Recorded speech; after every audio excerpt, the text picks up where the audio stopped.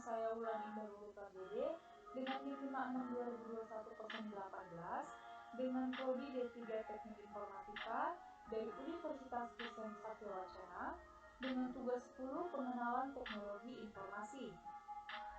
Di sini saya akan membahas resume tentang materi-materi yang telah saya pelajari di dalam mata kuliah pengenalan teknologi informasi. Materi pertama yaitu pemahaman tentang komputer. Komputer adalah suatu perangkat elektronik yang dapat digunakan untuk mengolah data sesuai dengan prosedur yang telah dirumuskan sebelumnya, sehingga menghasilkan informasi bermanfaat bagi penggunanya. Yang kedua adalah laptop. Laptop berasal dari kata lab yang artinya pangkuan dan top artinya atas. Jadi secara sederhana pengertian laptop adalah komputer kecil yang bisa digunakan di atas pangkuan. Yang ketiga adalah PC. Personal komputer adalah sebuah perangkat komputer dan biasanya hanya digunakan untuk perorangan saja. Yang keempat adalah server. Server adalah sistem komputer yang menyediakan sumber daya untuk pusat penyimpanan data dan layanan khusus. Yang kelima adalah perangkat jaringan komputer. Perangkat jaringan komputer merupakan alat atau sebuah perangkat yang diperlukan oleh sebuah jaringan agar jaringan tersebut dapat saling berhubungan satu sama lainnya dalam berbagai sumber daya. Yang keenam adalah teknologi mobile. Kata mobile itu sendiri bisa diartikan dengan bergerak. Komunikasi mobile artinya siapa saja bisa berkomunikasi kapanpun dan dimanapun dengan jaringan komunikasi yang selalu ada dan seolah-olah ikut bergerak bersama pemakainya kemanapun. Yang ketujuh adalah wireless. Wireless adalah jaringan yang menghubungkan telekomunikasi perangkat satu dengan yang lainnya tanpa menggunakan media kabel sebagai media penghantarnya. Materi kedua yaitu pemahaman tentang hardware. Hardware adalah semua jenis komponen pada komputer yang memiliki bentuk fisik, bisa dilihat dan dirasakan. Jadi, dapat dikatakan pengertian hardware adalah alat fisik komputer yang digunakan untuk melakukan beberapa proses, seperti input, output, dan proses. Adapun cara kerja hardware yaitu instruksi dasar input, yaitu instruksi yang bisa memberikan informasi kepada perangkat lunak untuk menggunakan perantara driver. Yang kedua adalah instruksi dasar proses, yaitu instruksi yang berperan untuk penengah antara proses input ataupun output. Yang ketiga adalah instruksi dasar output, yaitu instruksi yang terjadi pada saat perintah untuk menggunakan hardware tersebut dari penggunanya. Materi ketiga adalah pemahaman tentang software. Software adalah data yang diprogram, disimpan, dan diformat secara digital. Perangkat ini tidak memiliki bentuk fisik. Kita bisa mengoperasikannya lewat perangkat komputer. Adapun contoh dan cara kerja software yaitu seperti Microsoft Office Word. Software ini digunakan untuk mengetik dan mengedit sebuah dokumen dalam tampilan kertas. Yang kedua adalah driver. Adalah software yang memiliki tugas mengontrol hardware yang terpasang di komputer agar terkoneksi dengan OS. Aplikasi lain atau perangkat lainnya misalnya seperti Wi-Fi, keyboard, printer, dan mouse. Adapun contoh dan cara kerjanya yaitu Driver Max. Driver ini mampu memberikan performa maksimal dengan selalu mengupgrade driver-driver yang ada pada komputer.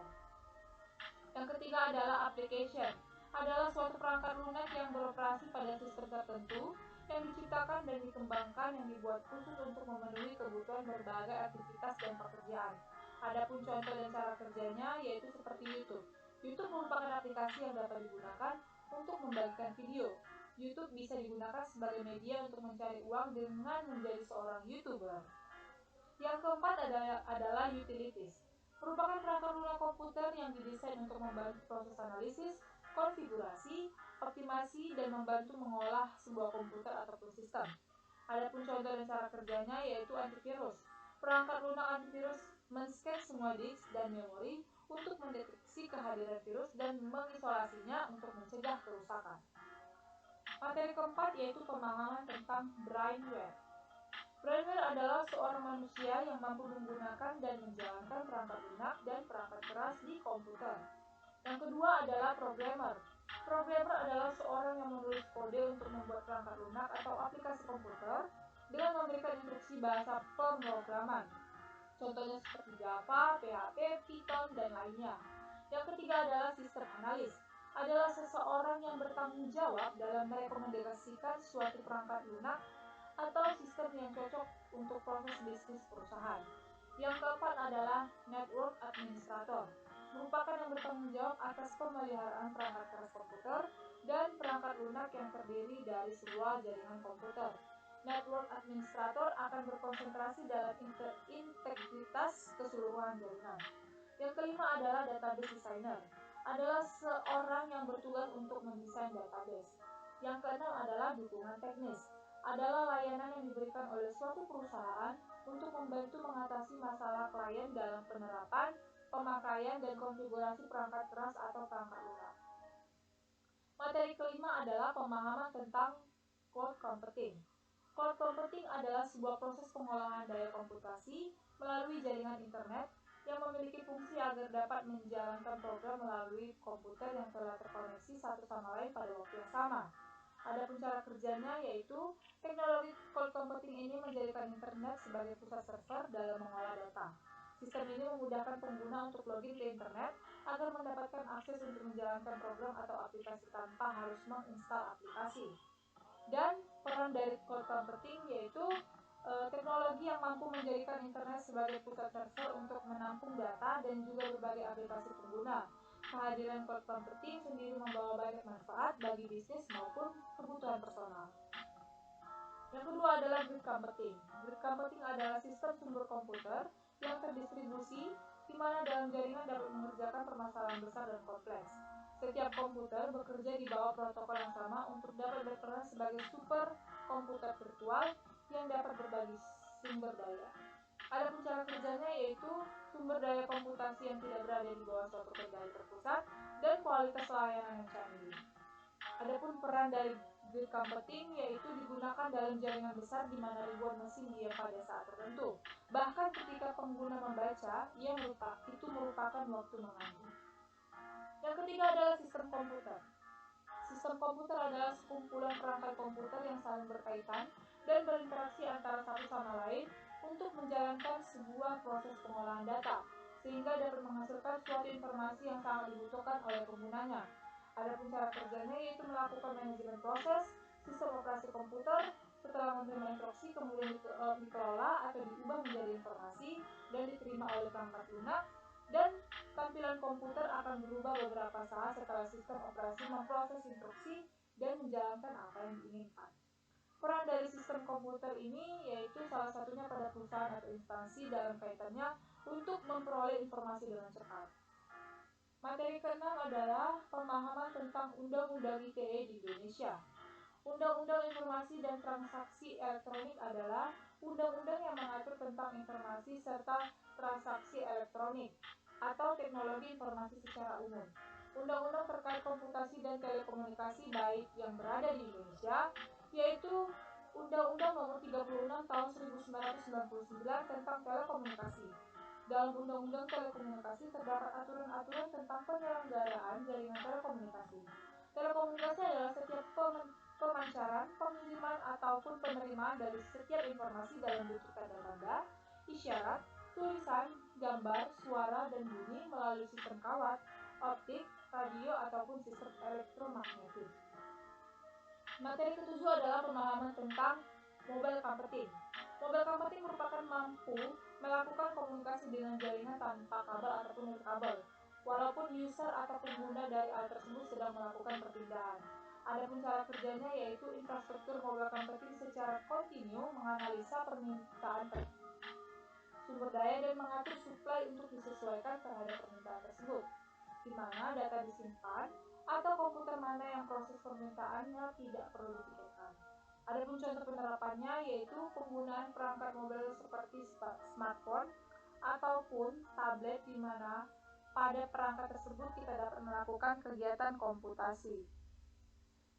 Yang kedua adalah sistem as a service. Adalah layanan yang bersifat online, biasa disebut layanan aplikasi cloud. Platform as akan memanfaatkan internet untuk menjalankan software yang dikelola vendor pihak ketiga. Adapun cara kerjanya, bekerja melalui model pengiriman cloud. Penyedia perangkat lunak akan menghosting aplikasi dan data terkait menggunakan server, basis data, jaringan, dan sumber daya komputasi lainnya. Contoh penerapannya, sistem as a service menawarkan sebuah kemudahan, kecepatan, efisiensi dalam mengembangkan dan menggunakan software untuk kebutuhan bisnis. Yang ketiga adalah infrastruktur as a service, adalah layanan yang menyediakan paket komputer virtual secara lengkap. Artinya di dalam komputer itu ada terdapat CPU, RAM, stroke atau disk, serta dilengkapi pula dengan jaringan internet, address IP ataupun bandwidth. Adapun cara kerjanya sama seperti menjalankan komputer biasa.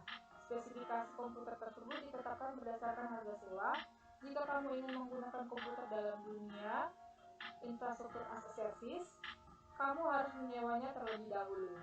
Contoh penerapannya, berikut beberapa perusahaan yang menyediakan infrastruktur as a service, yaitu Telkom Cloud, Amazon, dan Amazon EC2. Materi ke-8 yaitu pemahaman tentang teknologi. Teknologi adalah ilmu yang berhubungan dengan alat atau mesin-mesin yang diciptakan demi mempermudah manusia untuk menyelesaikan berbagai macam masalah atau pekerjaan yang terdapat di dunia ini. Adapun dampak positifnya yaitu perkembangan teknologi membantu mempercepat pekerjaan, meningkatkan penghasilan dengan bisnis online, dan perkembangan teknologi mampu mempercepat pertukaran informasi. Adapun dampak negatifnya yaitu meningkatnya kejahatan akibat berkembangnya teknologi internet. Teknologi juga menyebabkan menurunnya sosial kemasyarakatan serta menyebabkan tontonan yang tidak baik. Yang kedua adalah industri game. Industri game adalah sektor ekonomi yang terlibat dalam pengembangan, pemasaran, dan penjualan video permainan. Industri game mengembangkan permainan-permainan yang banyak diminati di kalangan masyarakat. Adapun dampak positifnya yaitu menghibur diri dengan aktivitas berbeda, mengasah kemampuan kerjasama sebagai tim, serta melatih rasa kesportivitasan terhadap lawan. Adapun dampak negatifnya yaitu menghabiskan waktu produktivitas, menghabiskan waktu dengan sia-sia, serta mengganggu konsentrasi. Materi ke-9 yaitu pemahaman tentang yang pertama adalah teknologi virtual. Adalah teknologi yang memungkinkan dapat berinteraksi dengan lingkungan 3D yang dibuat semirip mungkin dengan dunia nyata ataupun imajinasi. Implementasi teknologi virtual terhadap kehidupan manusia yaitu di bidang media dan hiburan. Perangkat ini mampu membuat para gamers bisa mendapatkan pengalaman bermain games yang semakin nyata. Dengan adanya perangkat ini, Anda akan merasakan sensasi yang berbeda dengan realita yang benar-benar hidup. Yang kedua adalah augmented reality. Adalah teknologi yang memperoleh penggabungan secara real time terhadap digital content yang dibuat oleh komputer dengan dunia nyata. Adapun implementasi augmented reality terhadap kehidupan manusia yaitu di bidang media sosial. Salah satu contohnya adalah dalam media sosial Instagram. Beberapa filter Instagram yang membuat wajah menjadi cantik, cerah atau seolah seperti menggunakan makeup. Itu merupakan AR dengan objek 3D serta digabungkan dengan logika teknologi. Sekian pemahaman dari saya. Terima kasih.